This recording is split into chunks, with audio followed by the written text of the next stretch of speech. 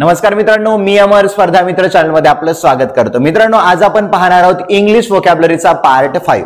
या पार्ट 5 मध्ये आपण सर्व जे व्होकॅब्युलरी वर्ड घेतलेले ते सर्व PYQ परीक्षेमध्ये विचारण्यात आलेले आहेत आणि या सर्व व्होकॅब्युलरीचा उपयोग तुम्हाला बँकिंग परीक्षा असेल, SSC असेल, CGL असेल, MTS असेल, टेट असेल किंवा महाराष्ट्र गव्हर्नमेंट अंतर्गत होणाऱ्या ज्या काही परीक्षा असतील त्या परीक्षेमध्ये उपयोग होणार आहे। चला तर मित्रांनो, आजच्या आपल्या सेशनला सुरुवात करूया आणि आजचा आपला पहिला वर्ड आहे कॅस्टिगेट।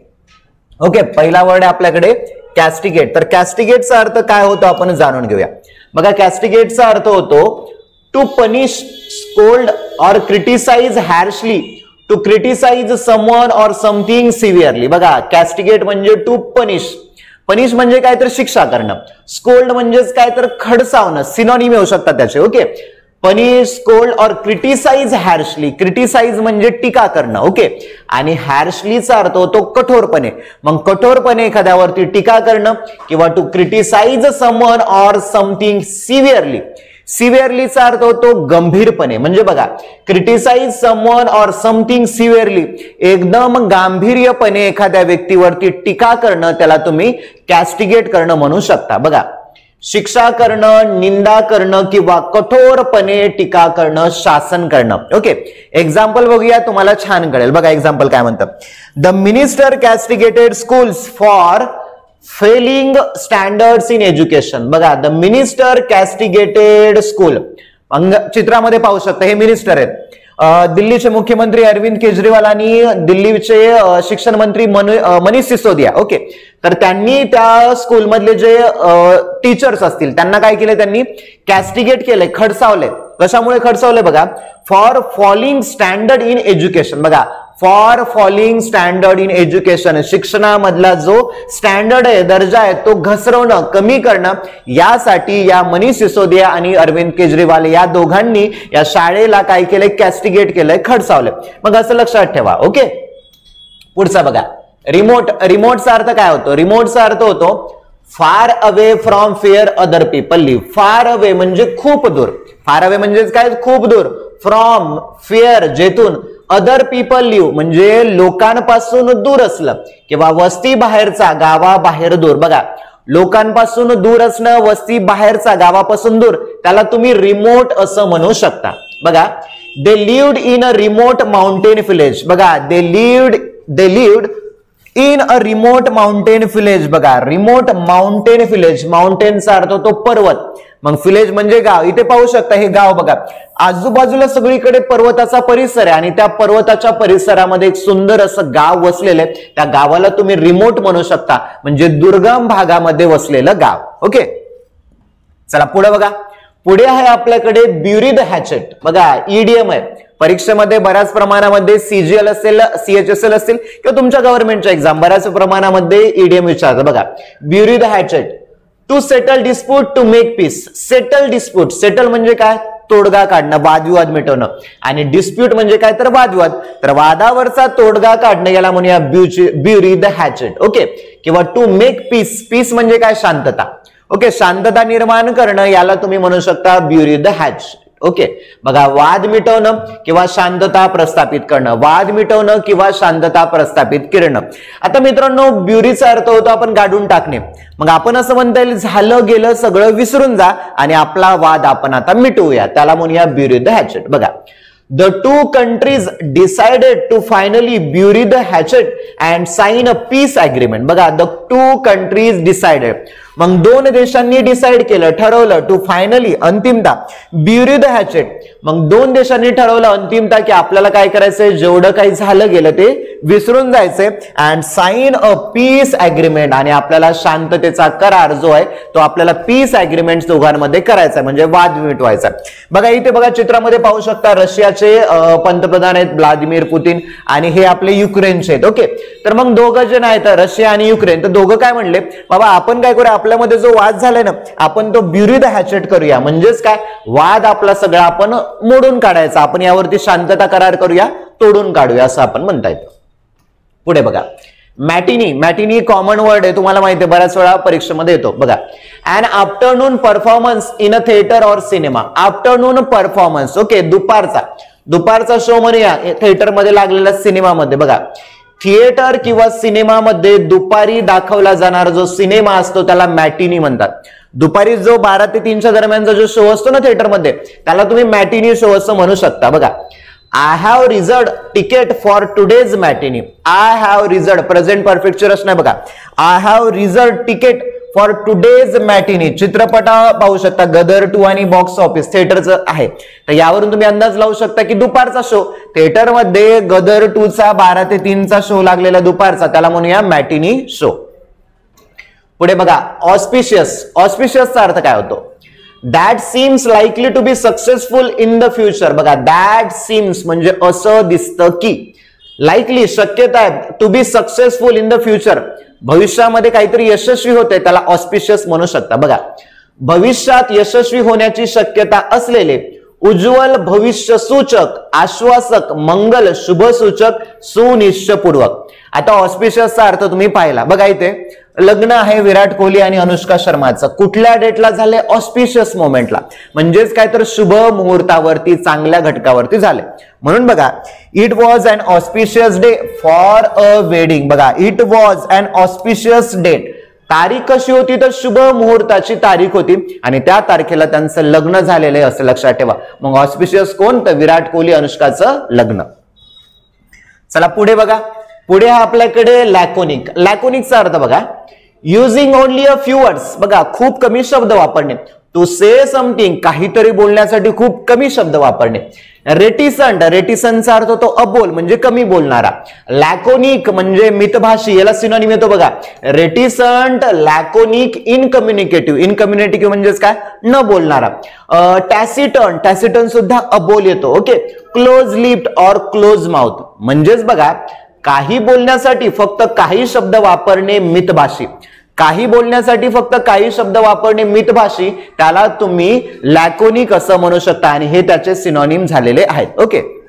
बघा, she raised both eyebrows within a laconic green. बघा, शी रेज्ड बोथ आयब्रोज. बघा, चित्रामध्ये बघू शकता ही प्रिया वॉरियर आहे. मागे तेलुगू सॉन्ग आहे, खूप सारं गाजलं होतं. त्या अनुषंगाने बघा, या गाण्यामध्ये फक्त तो हिरो आणि हिरोईन त्यांच्या आयब्रोच्या, डोळ्यांच्या भुवयाच्या मदतीनेच एकमेकांशी संवाद साधतात. म्हणजेच कसे ते लॅकोनिक आहेत. शब्द एक पण नाहीये, फक्त भुवयाचा वापर करून ते त्यांचं बोलणं किंवा संवाद साधण्याचा प्रयत्न करतात. म्हणजे लॅकोनिक असं म्हणता येतं. ओके. म्हणून बघा, she raise both eyebrow within a laconic green. Laconic green. Green म्हणजे हसणे. ओके. मग काय तर मितभाषी शब्दांचा वापर करून ते हिरो आणि हिरोईन एकमेकांना बोलले असं आपण त्याला म्हणूया. पुढे बघा, पुढे आहे महत्वाचं, किल 2 बर्ड्स विथ 1 स्टोन. त्याच्यावरून खूप सारं करतं. किल 2 बर्ड्स, 2 पक्षी मारणं, विथ 1 स्टोन म्हणजे एकाच दगडानं 2 पक्षी मारणं. इडियम आहे.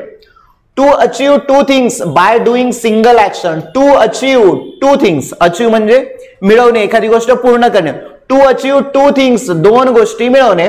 Bye doing a single action, एकच कृती करून एखादी गोष्ट मिळवणं, त्याला म्हणायचं किल 2 बर्ड्स विदिन 1 स्टोन. ओके. बघा, एका दगडात 2 पक्षी मारणं, एकच कृती करून 2 गोष्टी साध्य करणं. महत्वाचं, एकच कृती करून 2 गोष्टी साध्य करणं त्याला म्हणू शकता किल 2 बर्ड्स विथ 1 स्टोन. बघा, I need to go to the bank म्हणजे मला बँकेला जायची गरज आहे.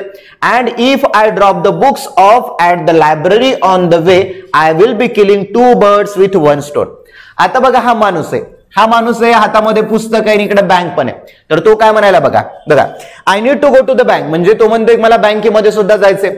पण जाताना इफ जर I drop the books off at the library on the वे, आणि जर त्या बँकेमध्ये जाताना जवळच रस्त्यामध्ये ही लायब्ररी येते आणि लायब्ररीमध्ये तो पुस्तक सुद्धा देणार आहे आणि बँकेमधून त्याचं बँकेचं काम सुद्धा करणार आहे. म्हणजेच काय, एकाच दगडात 2 पक्षी मारणार आहे. म्हणजेच काय, तर असं म्हणूया एकच कृती करून 2 गोष्टी साध्य करणार आहे.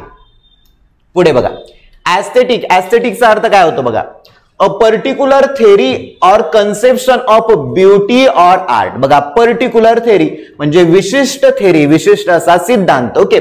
और कन्सेप्शन संवाद. ओके.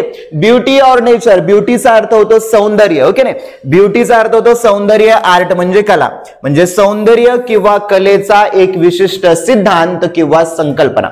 सौंदर्य किंवा कलेचा एक विशिष्ट सिद्धांत किंवा कल्पना, याला तुम्ही ऍस्थेटिक असं म्हणू शकता. बघा, Peacocks and nightingales are aesthetic show off. बघा, पिकॉक आता चित्रामध्ये पाहू शकता पिकॉक हा मोर आहे, याचा पिसारा वगैरे एकदम सौंदर्याचा प्रतीक असं आपण त्याला म्हणू शकतो की नाही. तर पिकॉक अँड नाईटिंगेल, राईटिंगलला आपण म्हणता येतं रानकोकळा वगैरे असं काहीतरी म्हणतो. तर हे ऍस्थेटिक शो ऑफ आहेत. ऍस्थेटिक म्हणजे सौंदर्याचा खजिना आहे असं आपण त्याला म्हणू शकतो. तर एकदम सौंदर्य असतात. मग ऍस्थेटिकला शब्द कशा लक्षात ठेवा, मोराचं सौंदर्य. ओके, चला पुढे आहे व्हँकिश.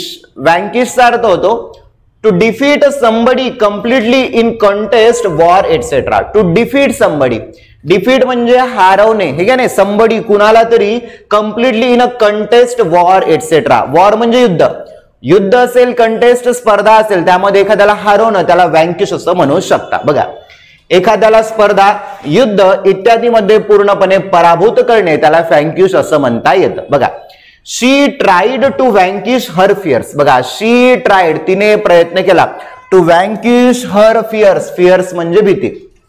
चित्रामध्ये पाहू शकता अरुणिमा सिन्हा.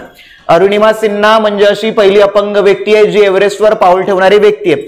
म्हणजेच काय, अरुणिमा सिन्हा त्यांनी काय केलं, व्हँकिश हर फिअर्स म्हणजेच काय, तिचे पाय एकदम अधू असताना, अपंगत्व असताना सुद्धा एव्हरेस्ट वरती गेली आणि एव्हरेस्ट वरून ती परत सुद्धा वापस आली. ओके, म्हणजेच काय, तिने तिच्या फिअरला, तिच्या मनातल्या भीतीला काय केलं, व्हँकिश केलं. हा पुढे बघा, पुढे आपल्याकडे नॅव्हिगेट. नॅव्हिगेटचा अर्थ बघा, an ability to find ways and direction. an ability म्हणजे अशी क्षमता, to find ways and direction म्हणजेच काय, तर मार्ग आणि दिशा शोधण्याची क्षमता, याला नॅव्हिगेट करणं. नेव्हिगेशन करणं हा शब्द तुम्ही ऐकला असेल, त्याच प्रकारचा हा नॅव्हिगेट आहे. बघा, sailors have special equipment to help them navigate. Sailors, sailors म्हणजेच कोण, बघा, हे जहाजामध्ये प्रवास करणारे. हा जॅक स्पॅरो तुम्ही पाहिला असेल, कॅरेबियन ऑफचं काहीतरी मूवीचं नाव आहे हॉलिवूडच्या, तर त्याच्यामध्ये तो कोण असतो, तो सेलर असतो, एक समुंदर के लुटेरे म्हणून त्या प्रकारचा. तर त्याच्याकडे हे नेव्हिगेशन असतं. नेव्हिगेशन म्हणजेच काय, तर ते सांगवतं की इकडे वेस्ट दिशा आहे, इकडे वेस्ट आहे, इकडे साऊथ आहे, इकडे नॉर्थ आहे, एटसेट्रा. म्हणजेच बघा, सेलर्स हॅव स्पेशल इक्विपमेंट. जे सेलर लोक आहेत ना, म्हणजेच कोण, तर नौका चालवणारे, तर त्या लोकांकडे एक स्पेशल इक्विपमेंट असतं, म्हणजे साधन असतं, टू हेल्प देम नॅव्हिगेट, आणि त्यांना ते दिशा दाखवण्यासाठी मदत करतं, त्याला म्हणायचं नेव्हिगेट. पुढे बघा, बाईट समवन्स हेड ऑफ.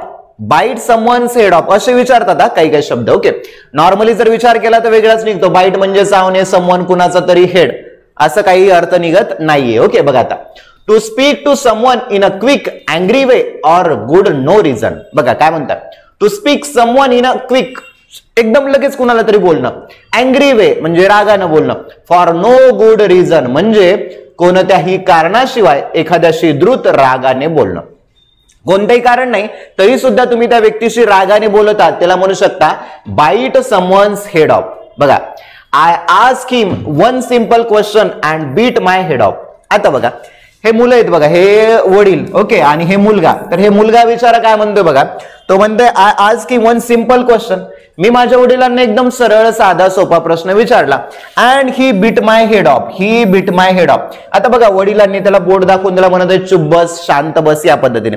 तर तो म्हणतोय बाबा कोणतंही कारण नव्हतं, एवढा काही प्रश्न अवघड नव्हता, तरी सुद्धा तुम्ही माझ्याशी रागाने बोललेला आहात.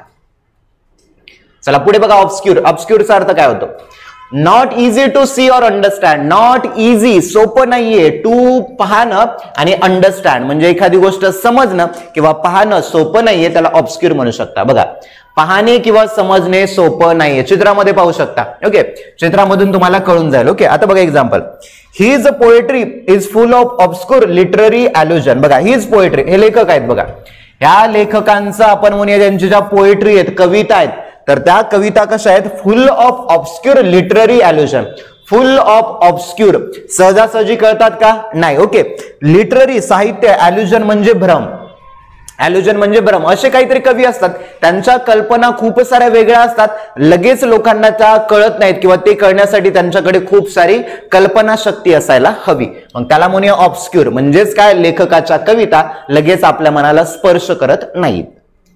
पुढे बघा, प्रेज. प्रेजचा अर्थ काय होतो, to say that somebody something is good and should be admire. बघा, टू से दॅट म्हणजे कुणाला तरी म्हणणं, काहीतरी किंवा कोणीतरी. ओके, गुड म्हणजे तू काहीतरी चांगलं केले असं कुणाला तरी म्हणणं, किंवा शुड बी ऍडमायर. ऍडमायर म्हणजे प्रशंसा करणं. बघा, एखाद्या व्यक्तीची, गोष्टीची स्तुती करणं कौतुक करणं, प्रशंसा करणं. बघा, एखाद्या व्यक्तीची गोष्टीचं कौतुक करणं, प्रशंसा करणं, त्याला तुम्ही प्रेज असं म्हणू शकता. बघा, his latest movie has won high praise from the critics. Critic म्हणजे कोण बरं? तर क्रिटिक्सचा अर्थ होतो टीका करणारे लोक. ओके ना, टीका करणारे लोक. म्हणून बघा, हिज लेटेस्ट मूवी, आता शाहरुखचा पठाण मूवी. ओके, शाहरुखचा पठाण, दीपिका आहे आणि जॉन इब्राहिम आहे त्यामध्ये. Okay, his latest movie has won high praise, म्हणजे शाहरुखच्या मूवी बद्दल लोकांकडून त्याला प्रेज मिळालं, म्हणजेच काय, स्तुती मिळाली, अप्रिसिएशन मिळालं आणि काय मिळालं, ऍडमायरेशन सुद्धा मिळालं. ओके, चला पुढे बघा, gird up your loins. Gird up your लॉयन्सचा अर्थ काय होतो बघा, to prepare oneself for difficult situation. To prepare oneself for difficult situation. Prepare म्हणजे तयार करणं, वनसेल्फ स्वतःला, फॉर डिफिकल्ट सिच्युएशन, अवघड परिस्थितीसाठी स्वतःला तयार करायचं, याला म्हणायचं गर्ड अप युअर लॉयन्स. ओके, बघा, कठीण परिस्थितीसाठी स्वतःला तयार करणं, त्याला आपण म्हणू शकतो. बघा, you better gird up your loins as we are going to meet my family. चित्रामध्ये पाहू शकता आपण, म्हणूया हा वेलकमचा सीन आहे. वेलकम मूवी मधले सगळे कलाकार आहेत आणि ही आहे कमल हसनची मुलगी श्रुती हसन. तर तिला जॉन इब्राहिम सोबत मूवीमध्ये लग्न करायचं असतं, त्यामुळे ती काय म्हणते बघा, ती म्हणते बघा, you better gird up your lines, म्हणजेच काय, तर कठीण परिस्थितीशी स्वतःला तयार कर. ती जॉन इब्राहिमला म्हणते, बाबा तू स्वतःला तयार कर, कशासाठी, आज we are going to meet my family, म्हणजेच काय, ती म्हणते की आपण माझ्या कुटुंबियाला भेटायला जाणार आहोत, कशासाठी, लग्नाचा प्रस्ताव घेऊन. म्हणून ती म्हणते की बाबा गर्ड अप युअर लॉयन्स. पुढे बघा, पॉपर. पॉपरचा अर्थ काय होतो, पॉपरचा, a very poor person. Very poor person म्हणजे खूप गरीब व्यक्ती. नॉर्मली आपण पुअर म्हणतो, परंतु याला पॉपर असं म्हणायचं. ओके, खूप दरिद्री माणूस, भिकारी, याला आपण पॉपर म्हणू शकता. The pauper had no money and slept under a bridge.